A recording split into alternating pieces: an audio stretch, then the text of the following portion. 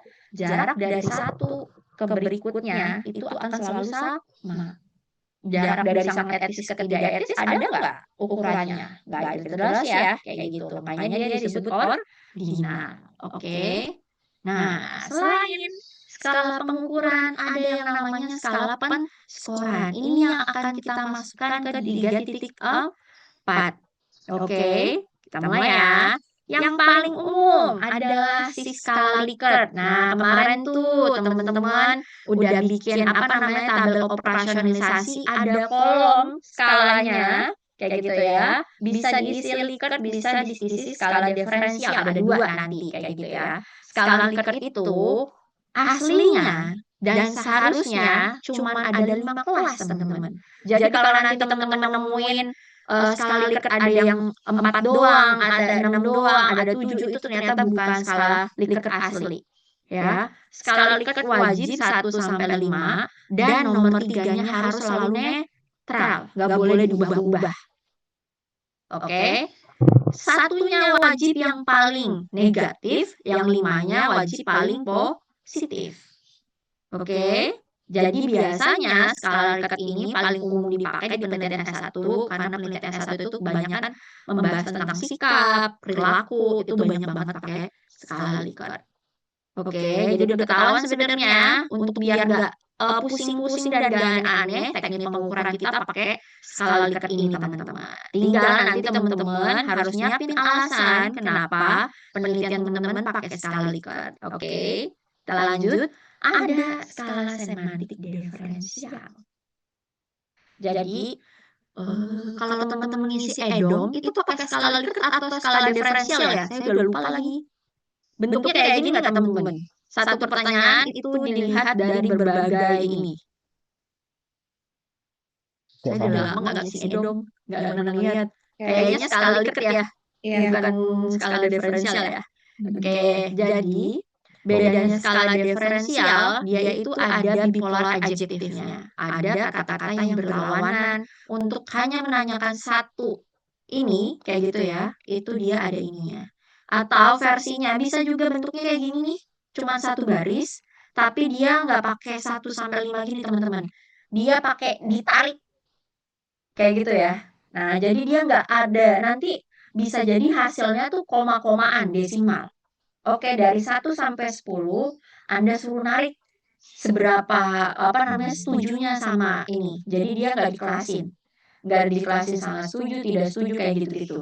Ya, semantik diferensial tuh ditarik kayak gitu. Nah, nanti hasilnya bisa desimal. Jadi nggak angka bulat kalau semantik diferensial. Aslinya penelitian regresi, penelitian apa namanya regresi atau hubungan itu wajibnya pakai semantik diferensial. Tapi ada beberapa mazhab berbeda. Kita pakai mazhabnya Prof. Sugiono ya, teman-teman ya. Jadi harusnya penelitian namanya penelitian kausal ya, atau penelitian sebab akibat. Kausal itu sebab akibat, teman-teman. Wajib, ada wajibnya nih. Wajibnya satu tadi ya, pakai simple random sampling. Terus apa namanya skalanya pakai harus skala interval. Untuk mendapatkan skala interval maka dia harus pakai semantik diferensial ini. Kenapa nggak boleh skala Likert gitu ya? Ada beberapa mazhab yang bilang kalau skala Likert itu hasilnya ordinal bukan interval. Hasilnya itu ordinal. Tapi kita pakai mazhabnya Prof. Sugiono yang bilang kalau skala Likert itu hasilnya adalah interval. Jadi buat teman-teman, karena jujur skala semantik diferensial ini masih beberapa aplikasi doang yang bisa. Gak bisa semua aplikasi. Kalau misalnya teman-teman pakai questionnaire-nya pakai punya Microsoft apa tuh?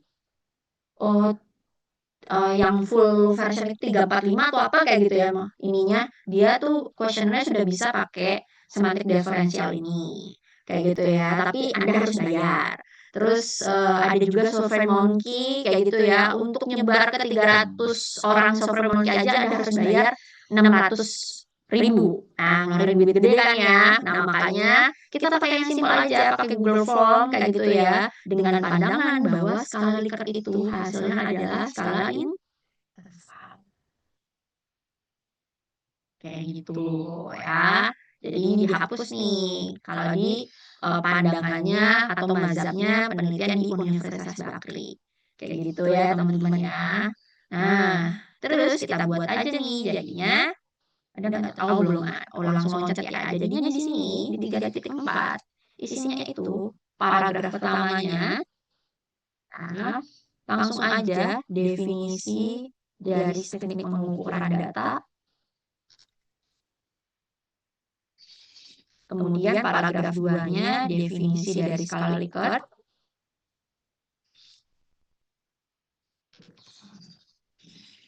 Kemudian aturan Likertnya. Nih, aturan Likertnya teman-teman jelasin. 1 itu sangat tidak setuju. 2 itu apa sampai 5 itu apa kayak gitu ya. 1 sampai 5-nya. Kemudian statement kayak gitu ya, bahwa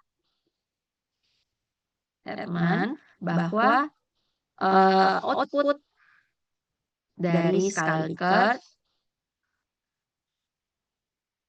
adalah skala interval. Oke, nanti bisa pakai bukunya Sugiono dan bla bla bla, silahkan dicari sumbernya. Oke, itu kira-kira 3.4, kita pindah aja ke 3.5. Nah, langsung nih sama teknik analisis data. Teman-teman ini kenapa digabungin? Aslinya ini baru kita akan pelajarin setelah UTS, tapi untuk melengkapi. Jadi nanti pas ujian, saya nggak akan nanya soal ini ya teman-teman ya. Kita cuma memenuhi aja proposalnya biar jadi cantik. Kayak gitu ya. Ada 3.5 teknik analisis data. Langsung aja ya, nggak usah diiniin. Kita langsung di sini aja nih. Saya mulai deh. Nah, analisis data teman-teman.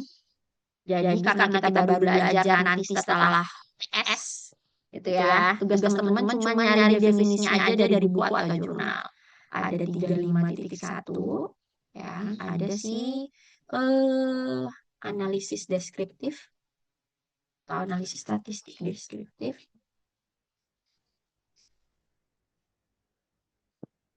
Paragraf pertamanya teman-teman coba cari definisi dari statistik deskriptif.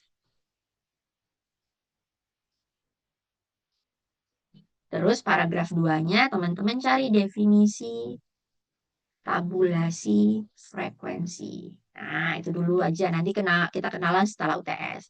Kemudian di 35.2 kita kenalan sama uji asumsi klasik.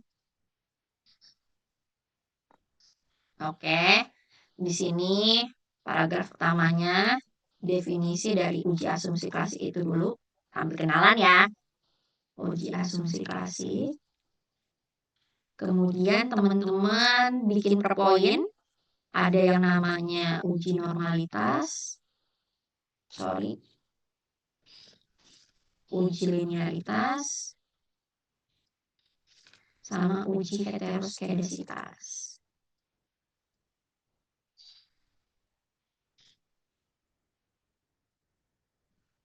Tugas teman-teman adalah cari definisinya dulu aja. Cari definisi masing-masingnya. Kalau emang mau kayak gitu ya, ada waktu lebih kayak gitu ya, boleh ditambahin rumus plus aturan mainnya. Oke, kemudian kita masuk ke 3.53, yaitu uji hipotesis. Oke, di sini ada yang A, itu uji validitas. Butuh terserah mau dijadiin satu paragraf gitu ya, sama ini butuh definisi. Kemudian oke boleh di sini. Paragraf pertamanya definisi uji validitas. Kemudian paragraf keduanya kenalan dulu nih ya, definisi Pearson produk momen.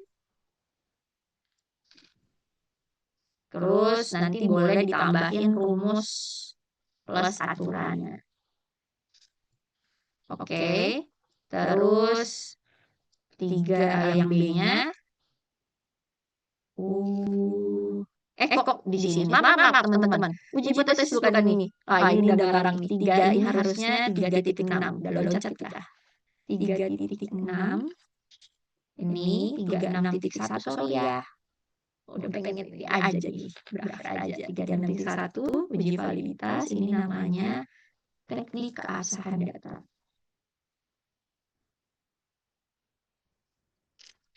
Oke, ada 36.2.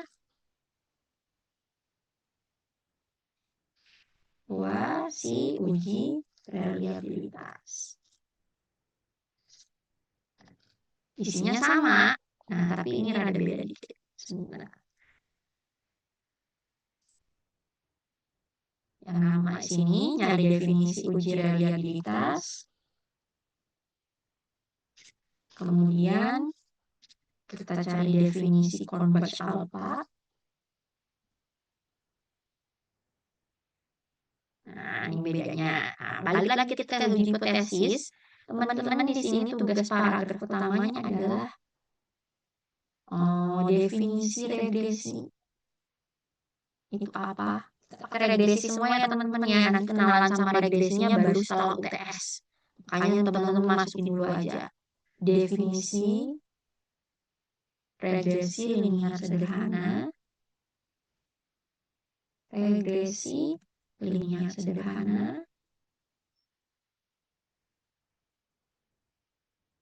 Kemudian paragraf 3-nya wajib harus ada rumus dan keterangannya.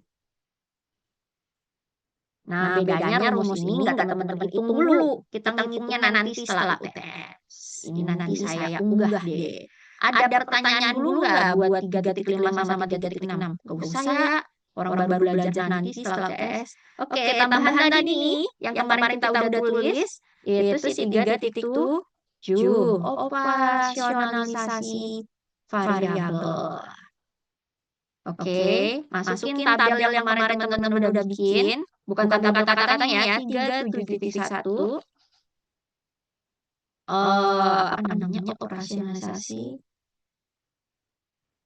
variabel X. 37.2-nya operasionalisasi variabel Y. Nah, di sini yang Anda masukin itu tabel yang ini teman-teman. Yang apa namanya, dimensi, definisi dimensi, terus apalagi nih, indikator, skalanya sama nomor linear. Ini yang kita masukin. Ya, jadi yang dimasukin langsung yang ini ya. Dimensi, definisi dimensi, indikator, habis itu skalanya ini kebanyakan lagi. Skala sama nomor item. Oke, kira-kira itu aja teman-teman. Ada pertanyaan dulu nggak? Kalau nggak ada, kita mau bahas UTS nih.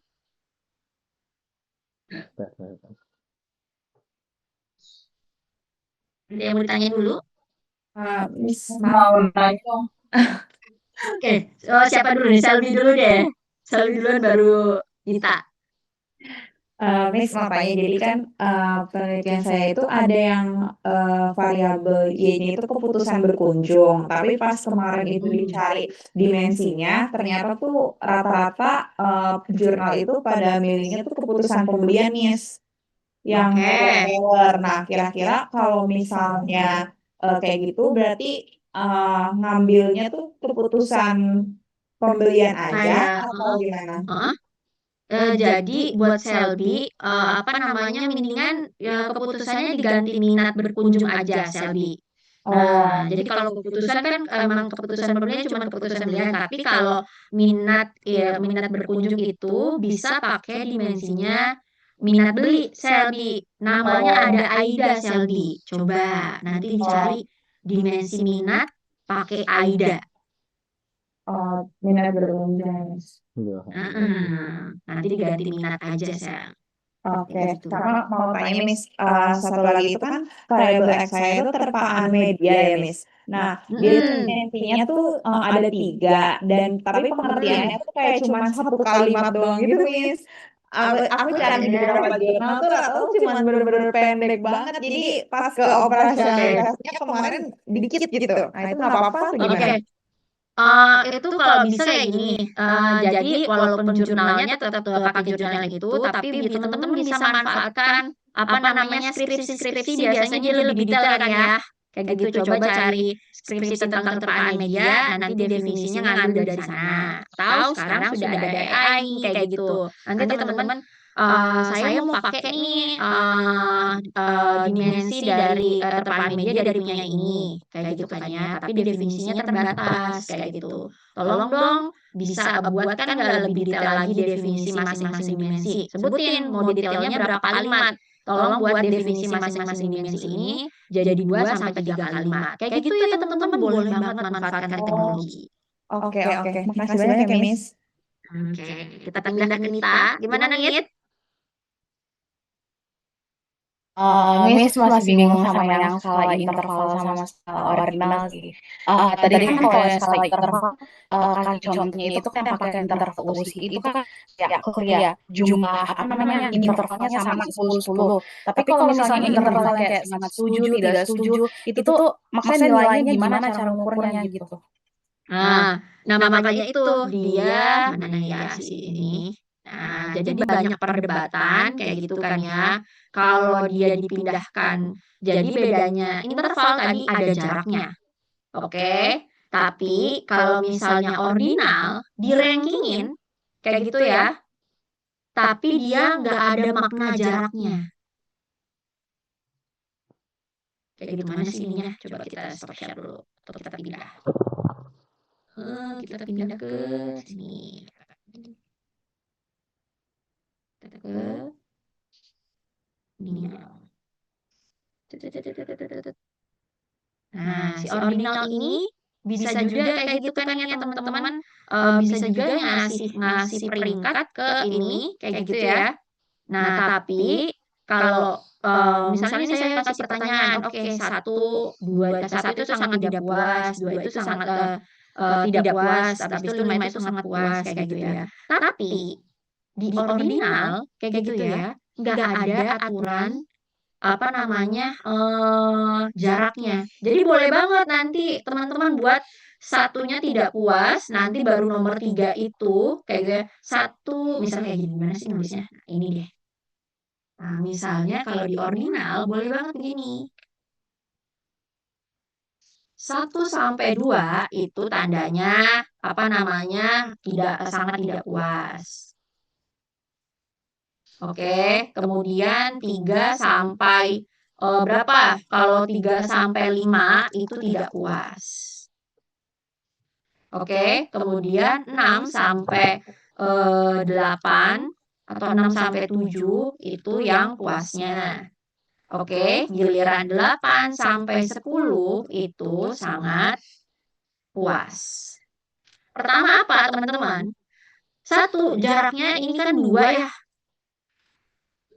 Oke, atau jaraknya 1. Sementara yang jarak yang dari 3 sampai ke 5 itu jaraknya 2.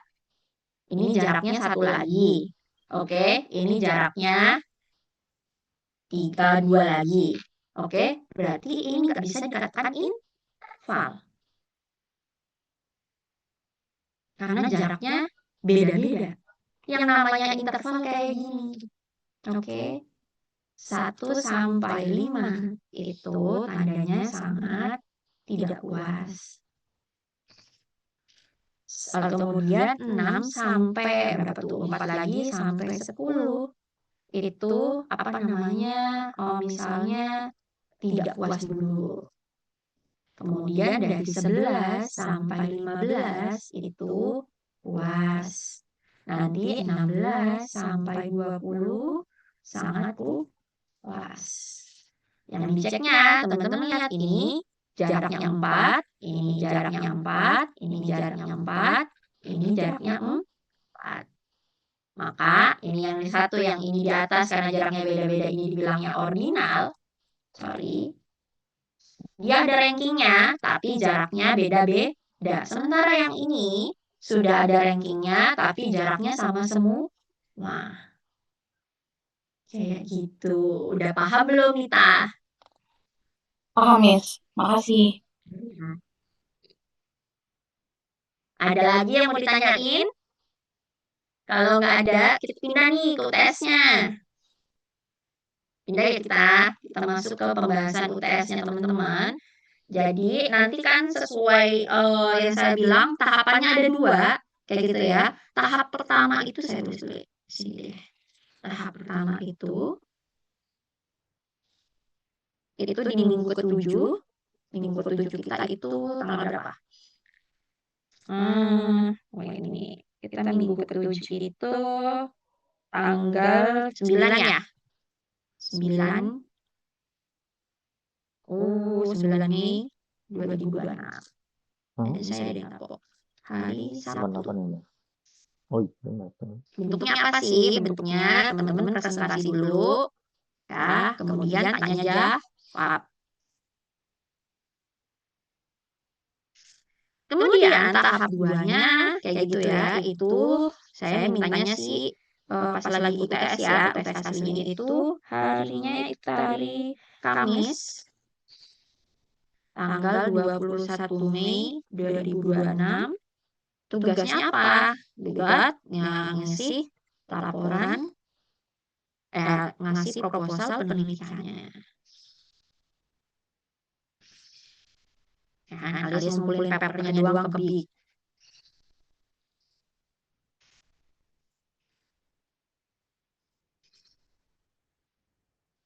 Itu ya, ini jadi 2 tahapnya. Kemudian isinya, ya aturannya mudah-mudahan saya nggak salah ketik tanggal. Salah ding, ya harusnya 1 ya, sorry. Pertemuan ke-7 Sabtu 9 Mei 2026. Jadi teman-teman akan masuk sesuai waktunya aja, habis itu langsung pulang, kayak gitu ya. Boleh keluar lagi. Waktunya 15 menit per sesinya, teman-teman akan dikasih waktu 7 menit untuk presentasi kayak gitu. Kemudian nanti 8 menitnya adalah sisanya tanya jawab ke saya. Untuk format PPT-nya bebas, kayak gitu ya, mau isinya tinggal dipikirin aja. Mau berapa slide ke, mau 20, 50 bebas. Yang penting bisa dipresentasikan selama 7 menit. Isinya apa? Isinya adalah bab 1 sampai bab 3-nya. Nanti saya unggah soalnya, jadi teman-teman udah bisa nyiapin PPT sama laporannya kayak gimana. Oke, nah ini yang paling gampang, Miss, urutan presentasinya ya.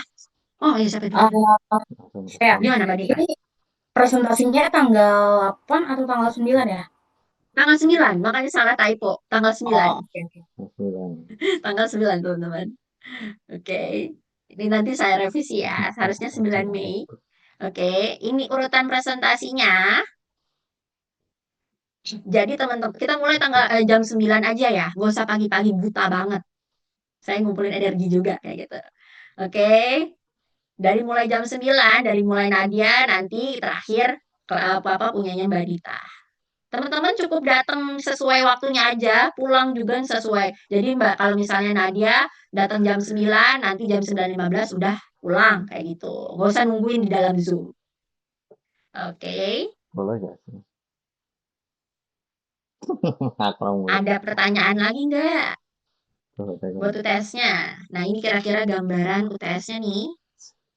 Yes. Jadi dimulai dari chapter 1-nya, kemudian chapter 2-nya, kayak gitu. Ini ada formatnya. Isinya kira-kira teman-teman nanti wajib yang kata ini, apa namanya, ini kira-kira presentasinya nih, aturannya tinggal dibaca. Nah, ini isi, mau PPT-nya sama isinya kayak gini juga boleh, tapi ini isi gambarannya. Jadi ada covernya, kayak gitu ya, daftar gambar, daftar kabel, daftar pustakanya. Oke, tapi bedanya nanti pas ngumpulin ini, ya, dibarengin jadi ada 2 file yang teman-teman kumpulin. Tanggal 21 ya, itu ada laporan versi aslinya, yang kedua adalah apa namanya, hasil uji turnitinnya. Silakan cuman boleh uji turnitinnya di perpus doang ya. Kayak gitu. Nah, PPT-nya sama laporannya boleh nggak Miss dibikin slide-nya sama kayak gini? Boleh aja. Ada pertanyaan nggak? Miss boleh nego waktu presentasinya nggak Miss dimundurin? Dimundurin, kan kita kelas cuma sampai ini, gimana nih maksudnya? Berarti maksimal di 9 Mei ya Miss? Iya dong, kan habis Oke. itu tuh kan udah gak ada waktu lagi tinggal ngumpulin. Oke. Ya, jadi teman-teman bisa fokus ke PPT dulu. Nanti yang versi detailnya boleh dikumpulin nanti tanggal 21. Miss mau nanya, tadi kan berarti kan Gimana? 9 Mei itu 9 Mei presentasi kan ya Miss ya? Itu kan masih ada rentang jarak sama pengumpulan tuh. Berarti kalau misalkan ada revisi-revisi berarti boleh nggak sih Miss? Ada Boleh boleh dong juga. kayak gitu. Soalnya nanti pas teman-teman presentasi, nanti juga saya akan ngasih masukan perbaikan. Kayak gitu sih. Jadi boleh diubah lagi nanti kayak gitu. Oke, terima kasih Miss. Oke, jadi nggak usah panik ya teman-teman ya. Saya cuma mau ngetes aja teman-teman paham nggak materinya nih selama 6 pertemuan kayak gitu. Saya akan banyak nanya teman-teman kayak gitu. Tapi nanti teman-teman mau melakukan perubahan atau nanti mau ngambil dari hasil masukan saya itu boleh. Kayak gitu. Oke. Nanti ini semua saya unggah ya ke Big sama yang tadi yang papernya. Ada Sama lagi yang Word-nya ya Miss? Word-nya sama nanti yang upload ini. Miss? Yang ini. Yang ini saya unggah bareng sama PPT-nya. Oke, Oke Miss. udah ya. Kalau udah kita selesai sampai sini materi kita ketemu Satu lagi minggu pertanyaan depan. terakhir Miss. Oke. Satu pertanyaan Oke, terakhir boleh berarti Mas. kan nanti berarti dari paragraf yang banyak di pelatihan kita kan nanti itu disingkat poin-poinnya aja berarti kan Miss. Intinya di PPT itu nanti. Boleh, disingkat aja kayak gitu. Oke. siap.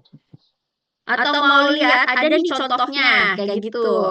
Nah, coba aku tunjukin contoh beberapa PPT yang udah jadi kayak gitu. Sebentar ya. Lihat waktunya sebentar. Mana contoh PPT ini? Kuantitatif. Mana ini? Oh, ini ya.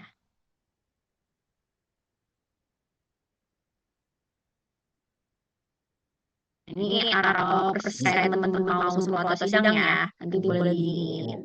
Kita latihan dulu sebelum teman-teman beneran aslinya sempro. Oke. Kira-kira bakalan kayak gini. Ada covernya dulu. Oke. Kemudian latar belakangnya.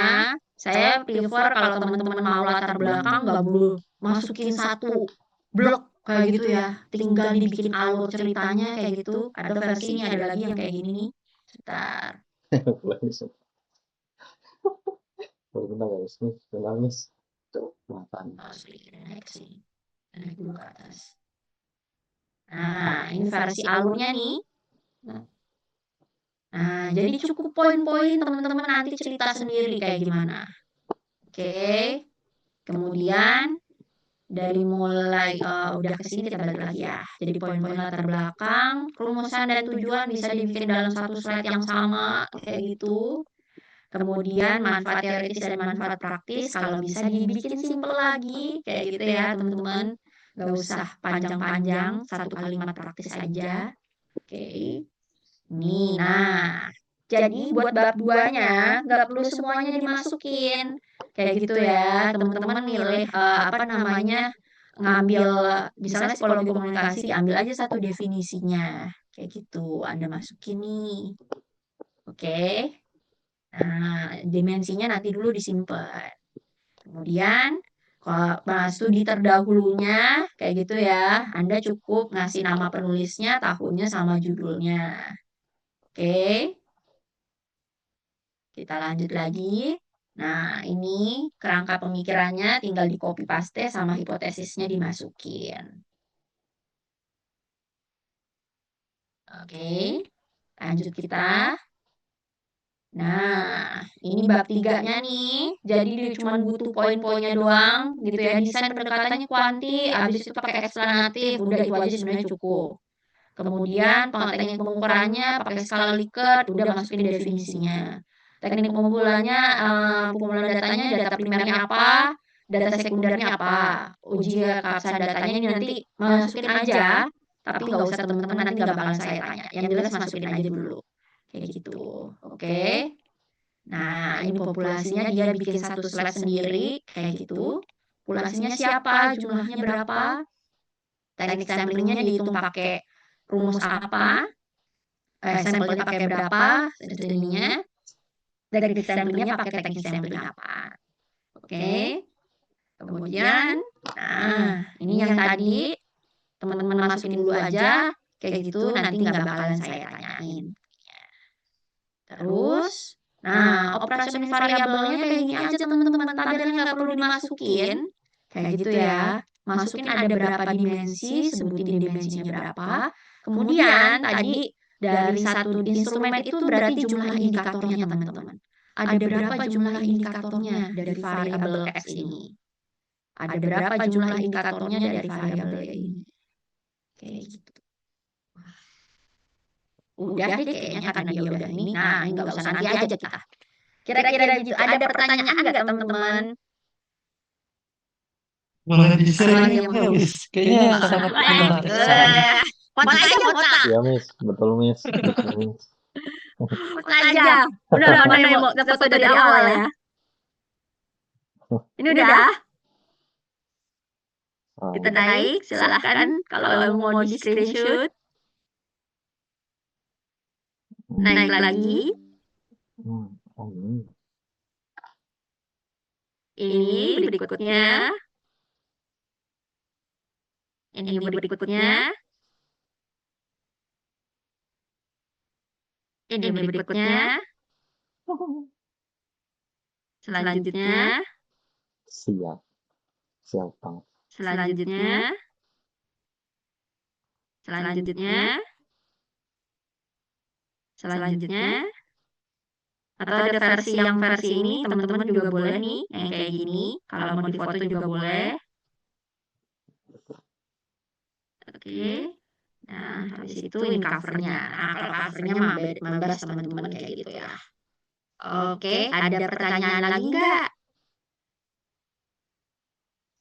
Sudah. Oke, itu aja ya teman-teman ya. Dari saya cukup sekian dulu. Silahkan disiapkan PPT-nya dulu aja, kayak gitu. Saya masih pertimbangan kayaknya nggak usah dipublish, nanti dipublish PPT-nya bareng sama laporan akhirnya aja. Gitu ya teman-teman ya. Udah nggak ada pertanyaan lagi kan ya? Kita selesaikan dulu kelas kita sampai sini. Kita ketemu minggu depan, masuk sesuai dengan slot yang sudah ditentukan ya teman-teman ya. Terima kasih semuanya. Selamat siang, happy weekend. Izin pamit ya. Assalamualaikum. Terima kasih. Yuk. Terima kasih, Miss.